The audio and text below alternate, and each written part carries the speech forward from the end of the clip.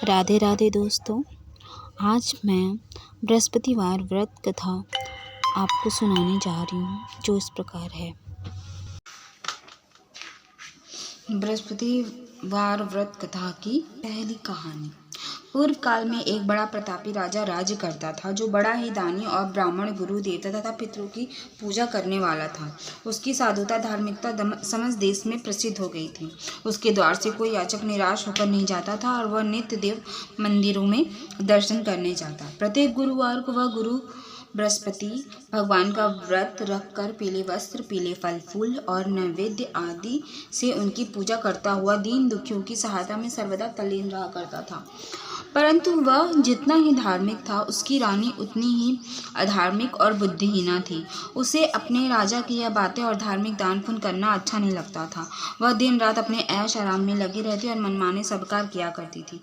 दान पुण्य और देव दर्शन तथा दीन दुखियों की सहायता में उसका मन कदापि न लगता था। वह बड़ी कृपण थी। वह धर्म कार्य से राजा को मना करती और कहती कि यह सब आप क्यों करते हैं, किंतु वह धार्मिक राजा नियम पूर्वक अपने सब कार्य किया करता था। इसका यह नतीजा था कि राजा की धर्मशीलता से उस रानी का भी कोई अनिष्ट नहीं होता था और सारी प्रजा सुख से अपने अपने घरों में निवास करती थी। एक दिन राजा जब वन में शिकार को चला गया और रानी अपनी दासियों सहित घर पर निवास कर रही थी, तब संयोगवश उसी दिन वहां एक साधु का वेश धारण किए हुए बृहस्पति जी राजा के द्वार पर भिक्षा मांगने को आ पहुंचे। उन्होंने राजद्वार पर आकर राजा की जय मनाई और भिक्षा की याचना की। राजा तो घर पर था नहीं। रानी ने कहा, हे साधु, जाइए, इस समय राजा यहाँ नहीं है जो भिक्षा और दान देते हैं, बिना उनके कौन देगा। साधु महाराज ने कहा, रानी जी, आप तो विद्वान ही हैं, मुझ भिक्षुक को कुछ भिक्षा देने में आप भी समर्थ हैं। रानी ने कहा, महाराज, मैं इस तरह के झंझटों में नहीं पड़ना चाहती। इस दान पुण्य से तो मैं बहुत घबरा गई हूँ। व्यर्थ एक पवारा खड़ा रहता है, फिर मुझे गृह के कामों से ही अवकाश नहीं मिलता। यह सब काम राजा साहब ही करते हैं, उन्हीं के लिए योग्य है। परंतु मैं समझती हूँ कि इस धनी से तो निर्धन रहना ही अच्छा है, क्योंकि यह सब बहुत सा बखेड़ा तो नहीं करना होगा। क्या आप कोई ऐसा उपाय जानते हैं जिससे यह धन न रहे और मुझे शांति और चैन मिले? यदि जानते हैं तो बतलावें। बृहस्पति भगवान ही तो वहाँ साधु बनकर आए थे। उन्होंने कहा, यह तुम क्या कह रही हो? भला संसार में भी कोई ऐसा होगा जिससे संतति और धन न प्यारा हो? भला इससे भी कोई दुखी होता है? हे देवी, इन दो बातों की तो सभी को चाह रहती है। चाहे कोई धर्मात्मा और धर्मी, सभी धन की इच्छा करते हैं। इस धन की महिमा को तो मैं क्या कहूँ। ऋषि, धर्मात्मा और धार्मिक, सभी को धन की सब प्रकार से आवश्यकता पड़ती है। यदि तुमको भगवान ने धन दिया है तो उसका सदुपयोग करो। महात्मा कबीर ने कहा है, भूखे मनुष्य को भोजन, नंगे को चीर और प्यासे को नीर, इतना बांटे सत्य कबीर। तुम्हारे पास धन है तो भूखे मनुष्य को भोजन कराओ, पौसरे बिठाओ, जिनके वस्त्र न उन्हें वस्त्र दो। इस प्रकार अन्न, वस्त्र और जल का दान करो। धर्मशाला बनवाओ, ताल, तलिया, कुआं और बाग बगीचे बनवाओ। आम, आंवला आदि के वृक्षों को लगवाओ और यज्ञ करो। साधु ब्राह्मणों को भोजन खिलाओ। जिनके पास धन नहीं है, उनकी सहायता करो। उनकी कुंवारी कन्याओं का विवाह कराओ। इस प्रकार कितने ही यहाँ दया आदि धर्म के हैं जिन्हें तुम कर सकती हो। यह क्या कहना है कि सब धन नष्ट हो जावे और मैं चैन की सांस लूं? मैं तो सर्वप्रथम आपको यही कहूंगा कि आप इस प्रकार के कर्मों से अपने कुल और नाम को उज्जवल कर लो, इस मनुष्य जन्म को सार्थक कर लो। मनुष्य के अच्छे कर्म ही उसके लोक परलोक में सहायक होते हैं और अंत में जब शरीर त्याग करता है तब स्वर्ग को जाता है, वहां उसे नाना प्रकार के सुखों की प्राप्ति होती है। परंतु साधु महात्मा के इस बात का उस रानी पर कोई प्रभाव न पड़ा। उसने कहा, नहीं महाराज, मुझे इतना धन नहीं चाहिए जिसे मैं इतना यत्न करके उठाऊं और रखूं तथा फिर उसे दान दे डालूं, अथवा आपने जो कहा इतना पाखंड करूं। मुझे तो यूं ही समय नहीं मिलता और सारा समय इसी में नष्ट हो जाता है। महात्मा ने फिर कहा, हे देवी, बड़ी दुख की बात है जो तुम अपना ऐसा विचार प्रकट करती हो। अच्छा, यदि तुम्हारी यही इच्छा है तो सुनो। अब मैं तुम्हें जैसी युक्ति बतलाता हूँ वैसा ही करो, इससे तुम्हारी यह इच्छा पूर्ण हो जाएगी। बृहस्पतिवार के दिन तुम अपने सब घर को लिपवा दिया करो। स्नान करने के पहले अपने सिर के बालों को अच्छी तरह धोकर तब स्नान किया करो। तुम्हारा राजा बृहस्पतिवार के दिन बाल बनवाया करे और भोजन में मांस मदिरा का सेवन किया करो। तथा धोबी को बुलाकर वस्त्रों को धुलने के लिए दिया करो। 7 बृहस्पतिवार को यदि तुम ऐसा कर सकोगी तो तुम्हारा यह धन नष्ट हो जाएगा, इसमें कुछ संशय नहीं है। यह कहकर वह महात्मा तो चले गए और रानी ने उस बात को अपने मन में रख लिया। उसने बृहस्पतिवार के दिन वैसा ही किया। फिर तो बृहस्पति देव उस पर कुपित हो गए और 3 बृहस्पतिवार पूरा होते होते उसका राजपाट आदि धन सब नष्ट हो गया। यहाँ तक कि रानी के घर में खाने तक का ठिकाना न रह गया। उसके सुख चैन के दिन दूर हो गए। दोनों समय की कौन कहे, एक समय के खाने के लाले पड़ गए। तब राजा ने व्याकुल होकर रानी से कहा कि हे रानी जी, आप तो यहाँ रहिए, परंतु अब मुझसे यहाँ नहीं रहा जाएगा, क्योंकि अपनी जीविका नहीं चला सकता। क्योंकि यहाँ तो मुझको सब लोग जानते हैं, जिससे कोई उपाय से या कोई काम धंधा करके भी अपनी जीविका नहीं चला सकता। इसलिए किसी दूसरे देश में जाऊंगा, जहाँ मैं खाने पीने का कोई धंधा नौकरी करके अपने दिन व्यतीत करूंगा। कहा भी है, देश चोरी परदेश भिक्षा। सास में कहा है कि दूर चले जाने पर मनुष्य का दुर्दिन दूर हो जाता है। यह कहकर राजा ने घर छोड़ दिया और दूर प्रदेश में चले गए। परंतु वहाँ से भी कुछ अच्छी बुद्धि न प्राप्त हुई तो वन में जाकर वह लकड़ियाँ काटकर शहर में लाकर बेचती और उससे जो कुछ मिल जाता उसी को ले वह किसी तरह अपना पेट पालन कर लेते। इधर रानी भी अपने घर पड़े पड़े उपवास करती, कपड़े लत्ते से फटे हाल पड़ी रहती। किसी दिन इधर उधर से कुछ पा जाती तो खा लेती और नहीं तो केवल पानी पीकर सो रहती और मारे भूख के करवट बदलकर रात काट लेती। इस प्रकार उसकी यह दशा हो गई कि कई दिन तक उसे खाने को कुछ नहीं मिला और मारे भूख के दम घुटने लगा। तब उसने अपनी एक दासी को बुलाकर कहा, तुम हमारी पुरानी दासी हो, इस समय तुम हमारी इतनी सहायता करो कि हमारी बहन के यहाँ जाकर उससे हमारा दुख कहकर हमारे लिए सहायता में कुछ अन्न मांग लाओ। हमारी बहन नेक और धनवान है, वह अवश्य ही हमारी सहायता करेगी। यदि वह कुछ सहायता कर देती है तो हमारे कुछ दिन खाने को हो जाता है, और नहीं तो 10-5 शेर बशर ही उनके लिए शेर बशर ही मांग लाना। दासी उसकी बहन के घर गई। जिस समय दासी उसकी बहन के पास पहुंची, उसी समय वह बृहस्पति का व्रत किए कथा सुनने को बैठी थी। उसने उसी समय कहा कि हे रानी, मैं आपकी बहन के पास से आई हूँ। आपकी बहन इस समय बड़े कष्ट में है, आप उनकी कुछ सहायता करें, और नहीं तो 10-5 शेर बशर ही उनके लिए दे देवे तो कुछ दिन कट जाएंगे। दासी ने कई बार कहा, परंतु रानी ने ध्यान न दिया और कुछ न बोली, क्योंकि वह मौन भाव से एकाग्रचित हो बृहस्पति भगवान की कथा सुनने में लीन थी। जब रानी कुछ नहीं बोली तो वह मन में उदास हो अपने घर को लौट उस रानी के पास चली आई जिसने उसे भेजा था, और आकर रानी से कहा कि आपकी बहन तो बड़ी घमंडी है, वह सहायता और बेशर क्या देती, उसने तो मुँह से एक बात भी नहीं की। उसे सुन रानी ने कहा, यह उसका दोष नहीं है, यह सब अपने बुरे दिन की बात है। जब बुरे दिन आते हैं तब तृण भी पहाड़ बन जाता है और मित्र भी शत्रु हो जाते हैं, और तथा कोई भी उस दुखी का साथ नहीं देता। इधर तो यह बात हुई। उधर जब वह रानी बृहस्पति जी की कथा सुनकर उठी तो उसे ख्याल हुआ कि मेरी बहन की दासी आई थी और व्रत की कथा सुनने में मैंने उससे कुछ बात भी नहीं की। इस बात को विचार कर वह किंचित शांत रही और जानकर भाव भक्ति से पूर्ण सप्रेम विष्णु का पूजन किया। उसने भगवान की पूजा की, विसर्जन कर वह सीधे अपने बहन के घर गई और कहा कि हे बहन, तुम्हारी दासी मेरे पास गई थी, परंतु बृहस्पति का व्रत किए बैठी थी और मौन भाव से कथा सुन रही थी। उस कथा में जब तक कथा पूरी न हो जाए बोला नहीं जाता और न ही वहाँ से उठाई जाता है। इस कारण वह लौट आई और कहा, बहन, उसे आपने मेरे पास किस लिए भेजा था? रानी बोली, बहन, मेरे पास अन्न नहीं था। तुम तो जानती हो कि इधर हमारे घर की दशा बड़ी शोचनीय हो गई है, इसीलिए मैंने दासी को तुम्हारे पास 5 शेर बशर लेने को भेजा था, परंतु वह खाली हाथ लौट आई। मैंने सोचा कि तुम किसी काम में फंसी होगी, जिससे दासी को यूं ही लौटा दिया होगा। रानी बोली, नहीं बहन, उससे तो मुझसे कुछ कहा नहीं था, परंतु यह क्या बात है? मैं तो समझती हूँ कि तुम्हारे घर में ही बेशर मौजूद है। तुम अपने घर में फिर देखो। अपनी बहन के ऐसा कहने पर रानी ने जब घर में जाकर देखा तो बेशर से भरा हुआ एक घड़ा मिल गया। अब तो वह रानी और बांदी बहुत ही खुश हुई। बांदी ने कहा, हे रानी, ये तो भोजन के अभाव में हम लोग नित्य ही व्रत करते हैं, इसलिए मेरी समझ में यह आता है कि यदि हम लोग इनसे यह व्रत विधि कथा पूछ लें और किया भी करे तो कोई हानि नहीं है। रानी ने कहा, कोई हानि नहीं है, अवश्य ही पूछ लिया जाए। रानी ने अपनी बहन के समीप बैठकर पूछा कि हे बहन, बृहस्पति के व्रत का क्या विधान है और वह व्रत कैसे किया जाता है? उस धार्मिक रानी ने कहा, बहन, बृहस्पति भगवान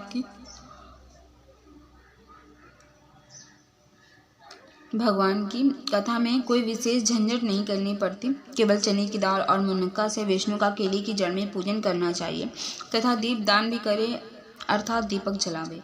उस दिन पीला भोजन करे और कहानी सुने। ऐसा करने से गुरु बृहस्पति प्रसन्न होते हैं। उनकी प्रसन्नता से अन्न, धन और पुत्र की प्राप्ति होती है तथा मनुष्य की सब कामनाएं पूर्ण हो जाती है। यह सुनकर उस रानी और दासी दोनों ने निश्चय किया कि बृहस्पति का व्रत अवश्य करेंगी। जब 7 दिन के बाद बृहस्पति का दिन आया तो उन दोनों ने व्रत किया। तब चना और गुड़ कहाँ से मिले, इसके लिए उन्होंने गुड़साल में प्रवेश किया और वहाँ से जाकर चना और गुड़ बीनकर ले आई और उस चने की दाल बनाकर गुड़ सहित जाकर केले की जड़ में विष्णु भगवान की पूजा की। इस प्रकार उन्होंने व्रत कर लिया, परंतु पीला भोजन कहाँ से प्राप्त हो? बेचारी रानी और दासी दोनों ही बड़ी दुखित हुई, परंतु व्रत के प्रभाव से भगवान बृहस्पति तो बड़े ही प्रसन्न थे। इसलिए थालों में पीला भोजन लिए भगवान स्वयं उपस्थित हुए और दासी को देकर बोले, यह तुम्हें और तुम्हारी रानी दोनों के लिए है, अब इसी को भोजन करना। दासी प्रसन्न हो वह भोजन रानी के पास ले गई और सब बातें कहकर भोजन दिया। दासी, बांदी और रानी दोनों ने बड़ी प्रसन्नता से भोजन किया। फिर तो वह हर बृहस्पतिवार को व्रत रखती और देव गुरु बृहस्पति के लिए भगवान विष्णु की पूजा करती। इस पूजा से वह फिर रानी हो गई। उसके घर में जो की तो सारी संपदा भर गई और दासी भी बड़ी धनवान हो गई। परंतु ब्रह्मा के लेख और कर्म की रेखा को मिटाना बड़ा कठिन होता है। रानी फिर आलसी हो गई। तब दासी ने कहा, देखो रानी, तुम पहले भी इसी प्रकार आलस्य करती थी जिससे सब कुछ नष्ट हो गया।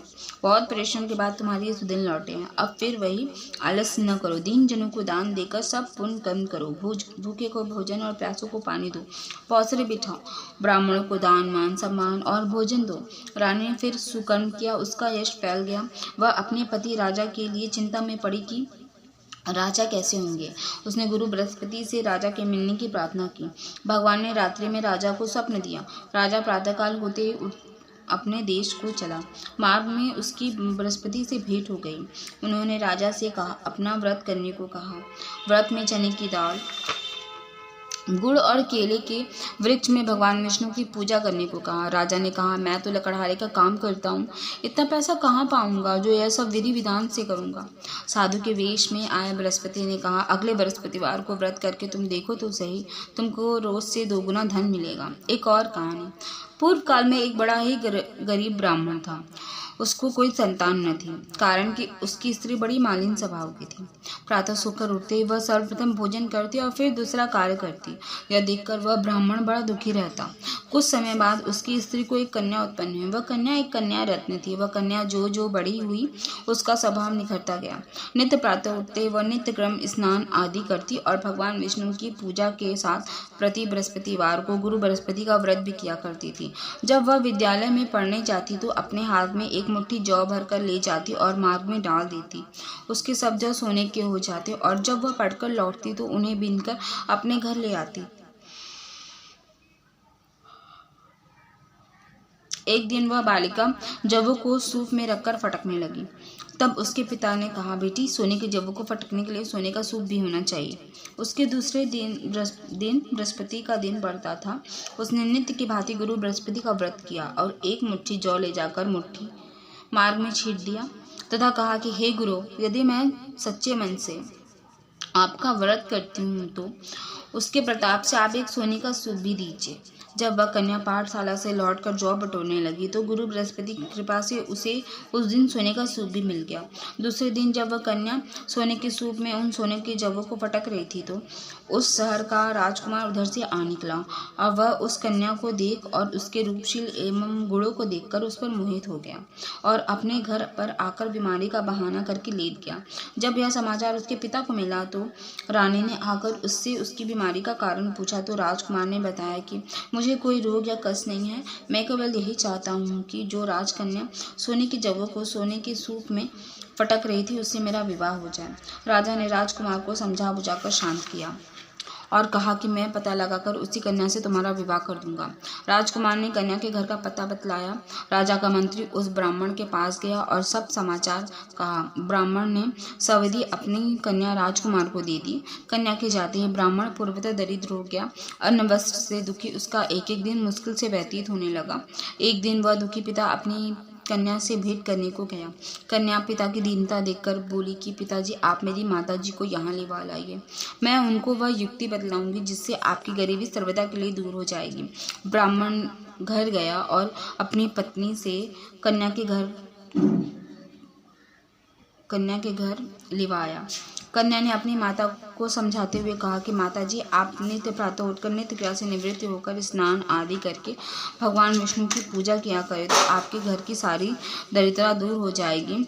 परंतु उसने ध्यान नहीं दिया और पहले की भांति उठकर बच्चों का जूठन खा लेती और यह सब सुनकर जो पुत्री थी उसको बड़ा दुख हुआ। तो उसने जाकर अपनी माँ को काल कोठरी में बंद कर दिया और प्रातः निकालकर स्नान पूजा पाठ आदि कराया। इससे उस ब्राह्मण की बुद्धि ठीक हो गई और वह बृहस्पतिवार को व्रत करने लगी।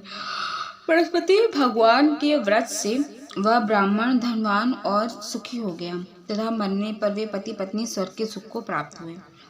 उधर वह राजा जो लकड़हारे का कार्य करके अपनी जीविका चलाता था और साधु महात्मा के कथन से जब बृहस्पति का व्रत किया तो उसके लकड़ी के व्यापार में दुगुना चौगुना लाभ होने लगा। परंतु किसी एक दो बृहस्पति का व्रत उसने नहीं किया तो गुरु बृहस्पति की नाराजगी से उसे बड़ा कष्ट हुआ। उस दिन उस नगर के राजा ने यज्ञ किया। उसमें उसने यह घोषणा कर दी कि कोई मनुष्य अपने घर भोजन न करे, न अग्नि जलावे, सभी मेरे घर आकर भोजन करे। जो इस आज्ञा का पालन नहीं करेगा उसे फांसी पर लटका दिया जाएगा। राजा आज्ञा से सभी भोजन करने को गया। यही एक लकड़हारा कुछ देर से पहुंचा, इसीलिए राजा अपने घर लिवा गया और जब भोजन करा रहे थे तो रानी की दृष्टि खूंटी पर पड़ी जिस पर 9 लखा हार लटका हुआ था। वह न दिखा। रानी ने सोचा कि इसी मनुष्य ने हार चुरा लिया है। फिर उसी समय उसको जेल खाने में डाल दिया गया। जब राजा जेल खाने में गया तो विचार करने लगा, यह तो न जाने मेरे किस जन्म का दुष्कर्म था जिससे यह मुझे दुख प्राप्त हुआ है। उसी समय बृहस्पति जी साधु के वेश में उसके समक्ष आए और कहा कि तुमने बृहस्पति जी का व्रत नहीं किया, इसी से तुमको यह दुख प्राप्त हुआ है। खैर, अब कल ही बृहस्पतिवार है, इसी जेल के पर तुमको पड़ा हुआ 4 पैसा मिलेगा, उसे से तुम व्रत कर लेना। और उधर राजा को स्वप्न दिया कि हे राजा, तुमने जिस व्यक्ति को जेल खाने में भेजा वह सर्वथा निर्दोष है और वह राजा है, उसको छोड़ दो। रानी का हार खूंटी पर है, यदि नहीं छोड़ोगे तो तुम्हारा राज्य नष्ट हो जाएगा। राजा ने स्वप्न देखकर सवेरे उठकर देखा तो हार खूंटी पर दिखाई दिया। उसे देखकर राजा ने प्रसन्न होकर लकड़हारे को बुलाकर क्षमा मांगी तथा उसे राजा के योग सुंदर वस्त्र आभूषण देकर विदा किया। राजा अपने नगर को चला गया। जब वह पहुंचा तो क्या दिखता है, अब तो यहाँ सब सुख छाया हुआ है। चलते चलते वह घर पर आए। यहाँ रानी ने राजा के स्वागतार्थ पहले से ही बांदी को द्वार पर भेज दिया था। बांदी बड़े स्वागत से राजा को महल में लिवा गई। राजा ने क्रुद्ध हो रानी से पूछा, यह धन वैभव तुमको किस प्रकार मिल गया? उसने कहा, यह सब गुरु बृहस्पति के व्रत करने की महिमा है। राजा ने कहा, बहुत अच्छी बात है, अब मैं यह व्रत नियम पूर्वक करूंगा। और यहाँ तक कि सर्वदा राजा के दुपट्टे में चने की दाल बांधी रहती थी और दिन में 3 बार वह गुरु महाराज की कहानी कहा करता था। एक दिन वह राजा घोड़े पर सवार होकर अपनी बहन के घर उसे देखने चला। मार्ग में उसने देखा कि एक मुद्दे को लेकर कुछ लोग शमशान को जा रहे हैं। राजा ने कहा, अरे भाइयों, जरा ठहर जाओ और बृहस्पति भगवान की कथा सुन लो। उसे सुन उन सबों का आश्चर्य हुआ, परंतु राजा ने कहा सुनकर सबको रोक लिया और कहानी आरंभ की। जब कहानी आदि पहुंची तो मुर्दा हिलने लगा और कहानी जो ही समाप्त हुई कि वह राम राम कह के उठ खड़ा हुआ। राजा वहां से आगे बढ़ा तो एक किसान जो हल जोत रहा था, राजा ने उसे कहानी सुनानी चाही तो उसने कहा, वाह, मैं अपना हल चला के तुम्हारी कहानी सुनूं। राजा जो ही आगे बढ़ा कि उसके हल के बैलों में से एक बैल पछाड़ खाकर गिर पड़ा और उसके पेट में भयंकर दर्द होने लगा। उसी समय उसकी माँ उसकी जलपान के लिए जो रोटी और पानी लेकर आए तो उसके पेट में दर्द होता पाया और जब पूछा तो बेटे ने सब बात कह सुनाई। बुढ़िया ने दौड़कर उस घुड़सवार राजा को बुलाया और कहा कि मैं आपकी कहानी सुनूंगी, मुझे सुनाओ।